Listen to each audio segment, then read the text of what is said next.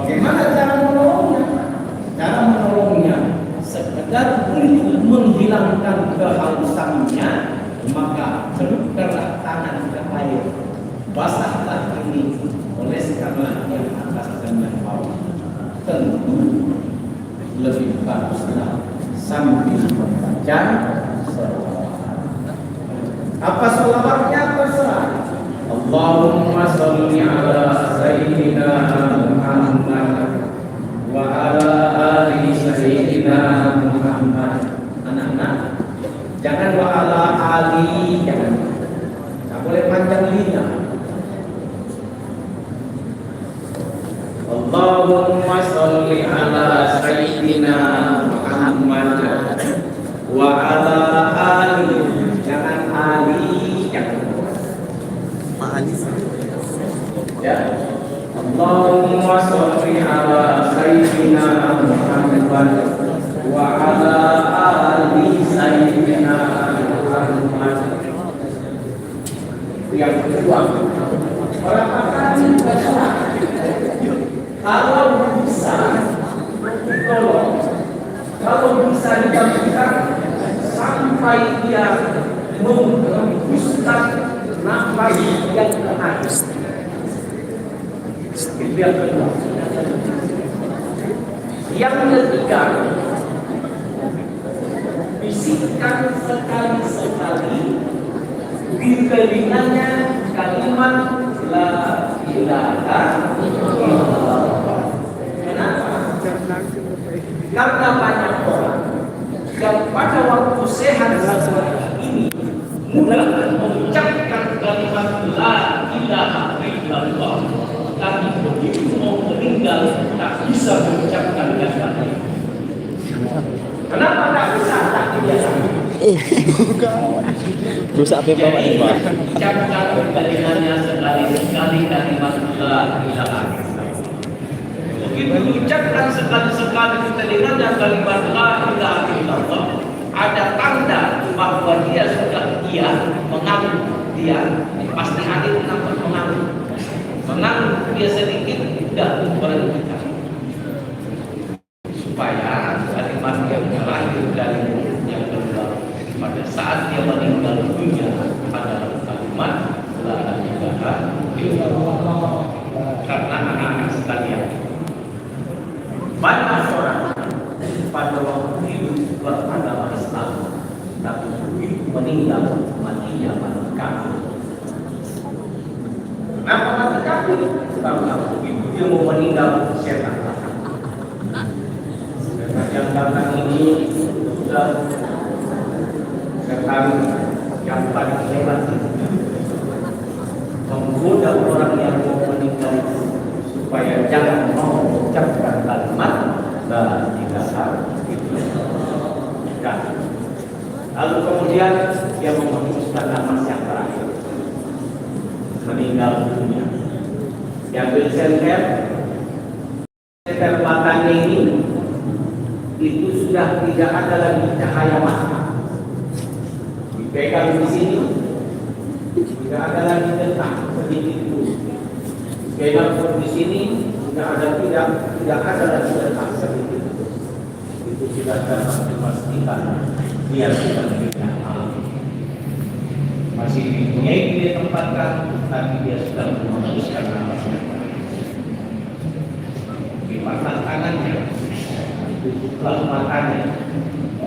Kalau mulutnya menganga, akutkan. Ada yang tidak bisa lagi kita tutup, ikat dengan kain, bukan kain apa, meletak perempuan itu, ikat atau dengan satu tangan. Akuilah sekelilingnya dengan kabut bagus. Kenapa? Karena mayat itu sudah ditempatkan yang tepat di bawah, supaya aroma baunya tidak tercium ke sana kemari. Itulah gunanya dilawan dengan aduli dengan kopi yang tak bagus. Jika orang datang, yang tercium orang adalah wangi tak bagus. Jadi bagus segera kita. Lalu kita sekarang mengurus berapa kewajiban orang beriman terhadap mayat orang yang meninggal. Kalau sudah meninggal, berapa kewajiban?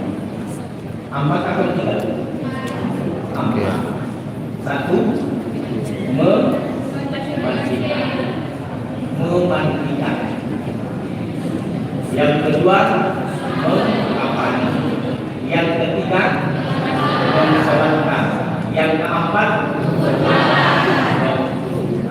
Bapak sedikit cerita tentang orang yang mensolatkan sebelum kita mulai dari memandikan.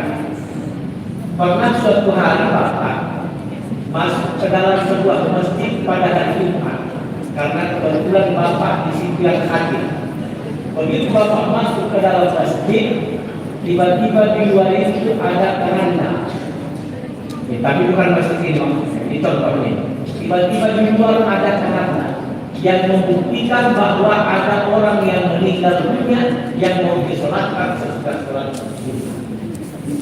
Hati saya pun tidak lupa, saya pun tidak terlalu panjang Bapak pulang. Selesai khutbah sholat, selesai sholat doa singkat, langsung pemakaman buddha yang alat jenazah yang ke depan, diletakkan di depan. Tiba-tiba begitu diletakkan jenazah yang ke depan, tiba-tiba tidak ada yang menjadi imam. Kenapa tidak ada yang jadi imam? Karena keluarganya tidak ada yang bisa jadi imam. Jadi kayak mana di dalam keluarga, seharusnya kalau memang keluarganya tidak bisa jadi imam, keluarganya itu minta tolong sama orang yang dia anggap bisa jadi imam. Kebetulan saya sekarang di situ, seharusnya dia minta tolong sama saya. Itu etikanya. Karena kalau saya duduk langsung maju ke depan, tiba-tiba ada keluarga kita tersibuk, maka nggak maju. Tapi nggak ada. Ada sekitar 2 menit, agak lama lagi. Nggak ada yang mensolatkan. Orang semua sudah berdiri, tapi nggak ada yang mensolatkan jadi imam. Jadi akhirnya orang berdiri begitu saja. Si pengurus masjid keluar dari masjid. Rupanya keluarganya yang meninggal ini nggak ada yang masuk masjid. Padahal hari Jumat, jadi depan parkir aja di depan sana. Padahal ayahnya yang meninggal. Jadi kata si pengurus masjid, sianu. Begitulah kata pengurus masjid, sianu. Ayah belum disolatkan karena nggak ada yang masuk kau ke masjid, kau jadi imam. Nggak bisa baca di imam kayak mana. Udah salam Ustaz minta tolong sama dia.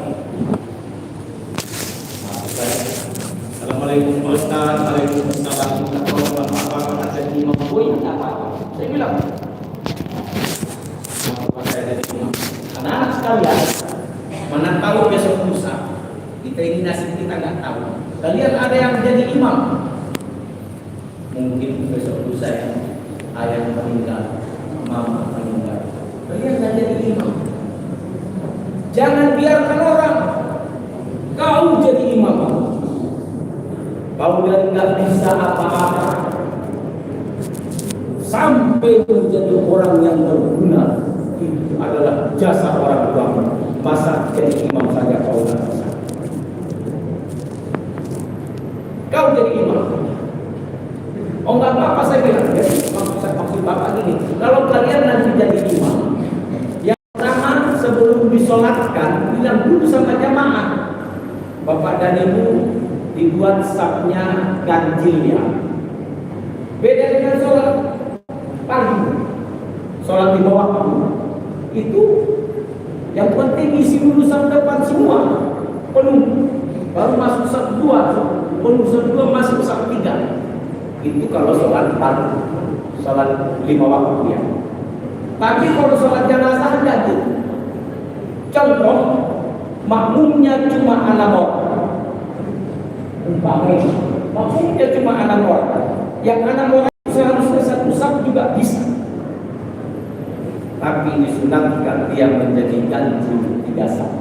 2, 2, 2. Gitu ya.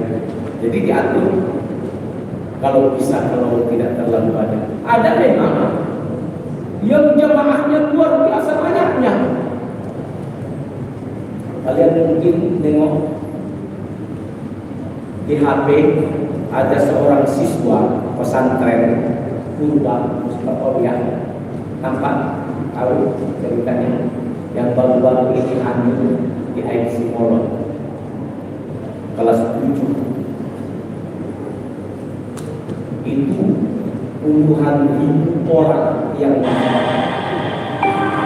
kalau kita bisa benar lagi ya, puluhan ribu orang. Bahkan ada namanya siapa pasar? Pak Mahmudin Pasari. Pak Mahmudin Pasari meninggal. Itu jalan lintas Sumatera 8 km panjang.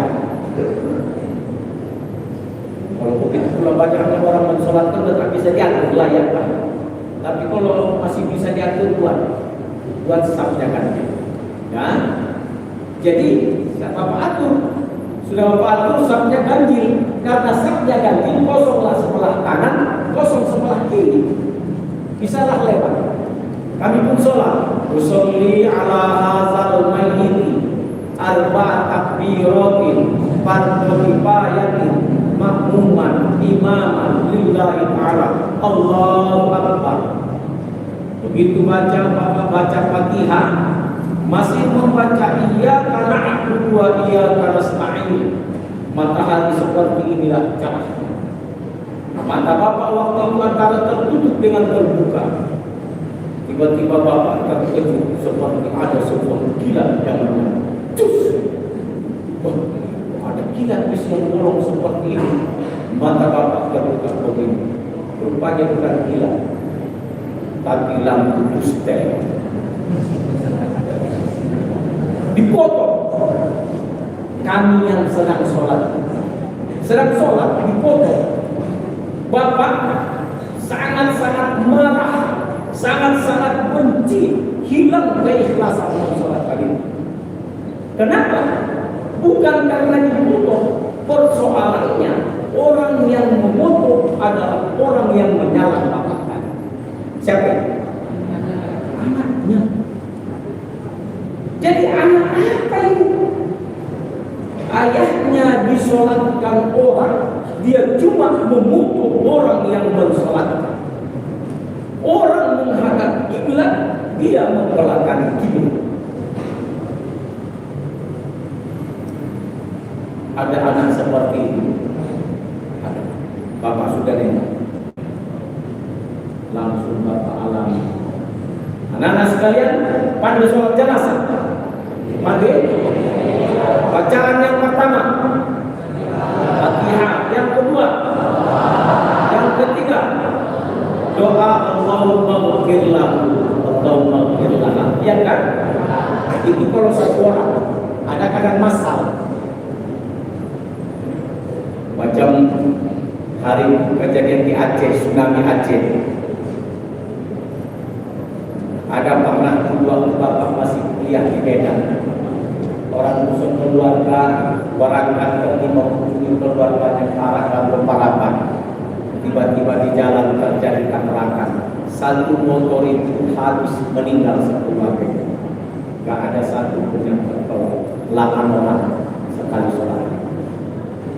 Jadi bukan Allah maghfir lahu lagi. Di situ ada laki-laki dan perempuan, cukup dibaca dengan Allahumma ighfir lahum saja.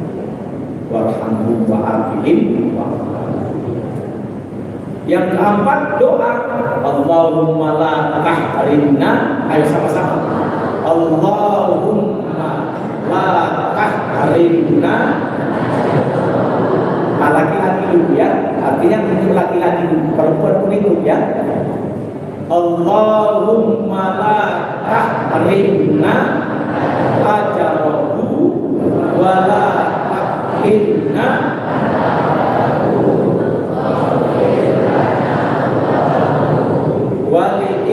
wa minal ladzina sabaquna bil iman wa la taj'al fi qulubina ghillan lil ladzina amanu rabbana innaka itu pengalaman bapak yang pertama. Ayahnya meninggal, dia cuma memotong orang yang mensolatkan ayah. Yang pertama. Yang kedua, ada seorang bapak-bapak berumur 50 tahun meninggal mamanya. Dia tak bisa jadi imam, tapi ikut dia sholat. Setelah selesai sholat, datang dia sama saya, menangis. Kenapa? Karena dia tidak tahu rupanya sholat jenazah itu apa bacaannya. Dia bilang sama saya, mulai dari takbir yang pertama Ustaz sampai takbir yang terakhir yang dibaca cuma Fatihah. Jadi aku cuma malu segan sama orang, aku sudah tua, mama aku disolatkan orang, aku tak ikut sholat, maka orang sholat aku pun ikut sholat. Aku pikir tadi sholat itu pakai umur 50 tahun. Gara-gara apa itu? Gara-gara tidak pernah mendengarkan agama. Syukurlah kalian di sebuah sekolah, walaupun itu sekolah umum, tapi peduli dengan ajaran agama kalian. Syukur. Ada adik kalian syukur. Dek, kesana aja kita sekolah. Itu supaya adik-adik kita tahu tentang agama. Coba kalau dibiarkan, Bapak bukan menjengkali, tapi kalau hanya sekedar di lokal saja, di kelas saja, itu tidak cukup. Karena dia sudah punya kurikulum tersendiri. Ada pengajian seperti ini, ikuti. Gak ada ruginya mengaji. Ada ilmu yang diperoleh. Oke? Jangan kejadian sama kalian.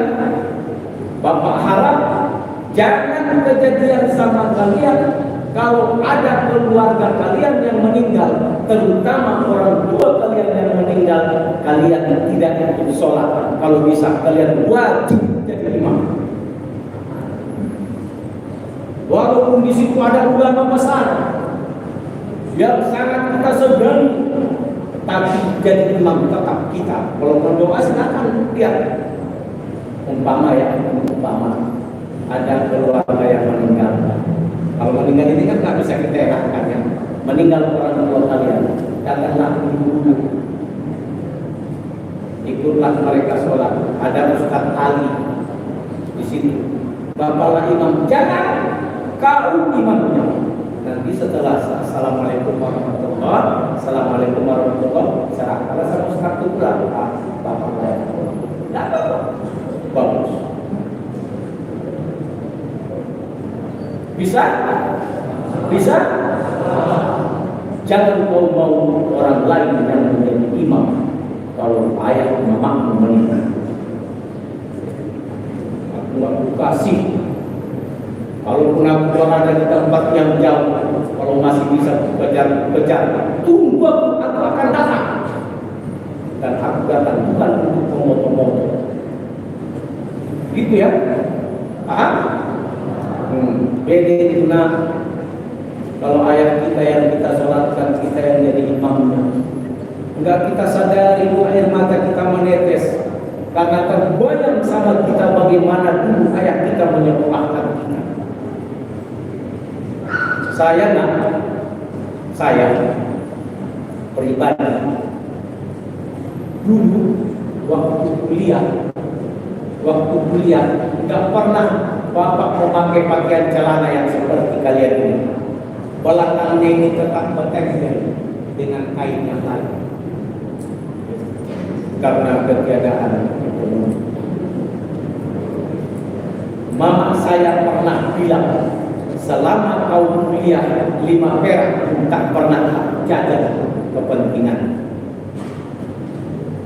dari Tembung ke Medan, dari Tembung ke Sambung jalan kaki, sampai di Sambung memetik cabai, pulang dari Sambung ke Tembung jalan kaki, bawa duit 500 perak, 100 waktu itu 100 perak disimpannya untuk uang kuliah saya. Tiap hari saya jaga, mama saya belum pernah jaga. Begitu dulu orang tua susahnya menyekolahkan. Masa sekedar untuk sholat jenazah aja nggak bisa.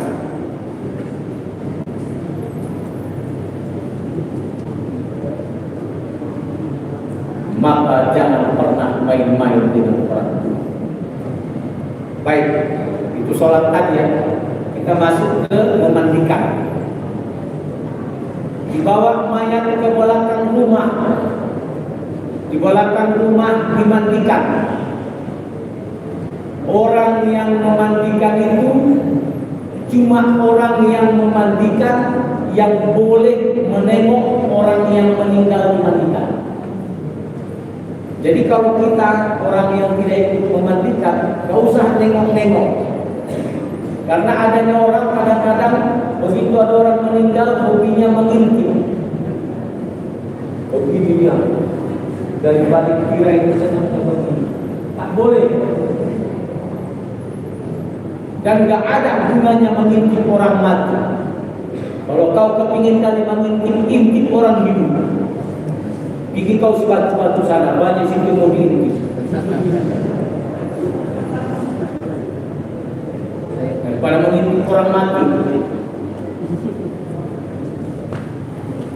Mandikan. Caranya gini. Contoh, ini mayat. Mau kepala kemana, kaki kemana terserah. Mana yang lapang saja. Tapi memang bagusnya kepala menghadap ke kiblat. Tapi terserah. Ini mayat. Ditelentangkan. Siram sebelah kanan 3 kali. 3 kali. Siram sebelah kanan 3 kali. Bacaannya sekali siram, 3 kali siram berarti 3 bacaannya. Bisa kalian baca, gampang. Bismillahirrahmanirrahim. Bukan Bismillahirrahmanirrahim, pakai ya. Coba. Bismillahirrahmanirrahim. Siram sekali dari kepala sampai kaki.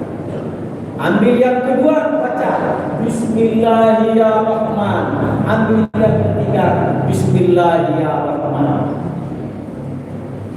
Masih terlentang. Baru ambil lagi air 3 kali lagi. Baca sebelah kiri. Siram sebelah kiri 3 kali. Bacaannya Bismillahirrahmanirrahim. Bismillahirrahmanirrahim. Bismillahirrahmanirrahim. Baru ambil air 3 kali lagi, siram itu dari tengah-tengah. Kan kanan dan kiri tadi, tengah siram. Bismillahirrahmanirrahim. Ya Bismillahirrahmanirrahim. Bismillahirrahmanirrahim. Bismillahirrahmanirrahim.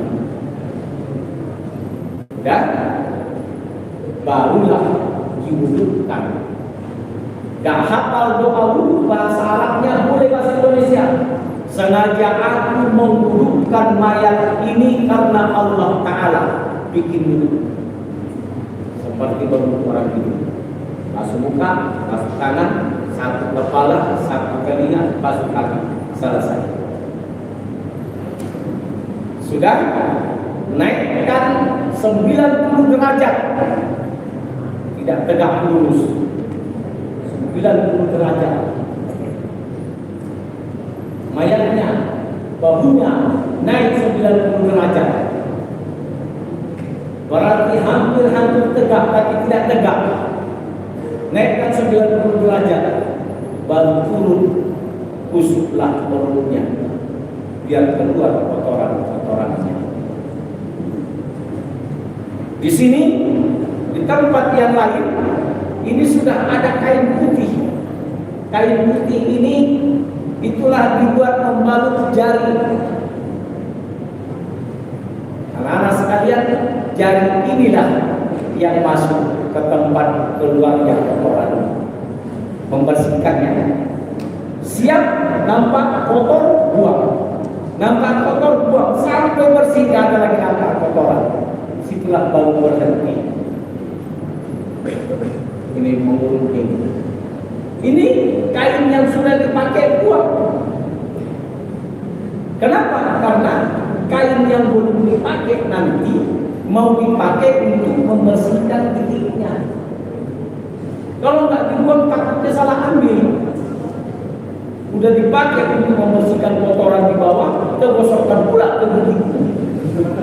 Waktu itu putihnya giginya udah mati kok, malah jadi kuning. Rupanya salah gosok kawan, buang. Tapi jangan buang sembarang, adanya tempat itu. Buang. Sudah, barulah disiram semuanya. Bersihkanlah badannya. Sudah semuanya selesai, jangan angkat dulu ke depan. Tunggu sebentar. Tengok, ada nggak di sekitar tempat pemandian itu rambut yang jatuh akibat disiram tadi? Kalau ada, ambil, masukkan balik ke kepalanya, supaya di bawahnya rambut itu menghadap Allah. Mana tahu rambut itu pernah kena air itu akan menjadi saksi di hadapan Allah bahwa dia bangga. Tapi kalau nampak, kalau tak nampak, kau cari-cari, tunggu cek rambut dulu ya. Kau sampai ujung sana, di ujung sana baru ketemu rambut. Sampai ujung sana rambut siapa ini katanya pulang. Tak usah. Itu memandikan. Baru mengkapani. Tinggal 5 menit lagi. Bungkus saja. Putar. Tidak satu arah dia. Lain belakang, lain bawah, lain atas.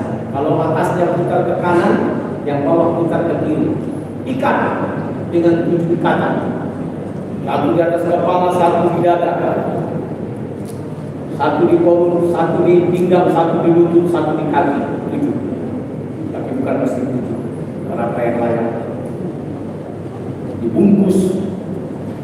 Sebelum dibungkus ada sudah kapas. Kapas-kapas yang sudah ditabur dengan kapur bagus dan bedak. Itu semua ditutupkan ke anggota tubuhnya yang berlubang. Mulutnya disumpal, hidungnya ditutup, telinganya ditutup dengan kapas. Rapat-rapat, sehingga saking rapatnya mayat tidak bisa lagi bernapas. Memang tak bernapas lagi ya kan? Itu ikan. Selesai, bawa ke masjid sholatkan sampai di kuburan tanah. Singkatnya begitu. Ada satu cerita. Cerita ini cerita seorang ulama besar. Ulamanya ini bukan orang jauh, orang Siantar. Meninggal tahun 1989.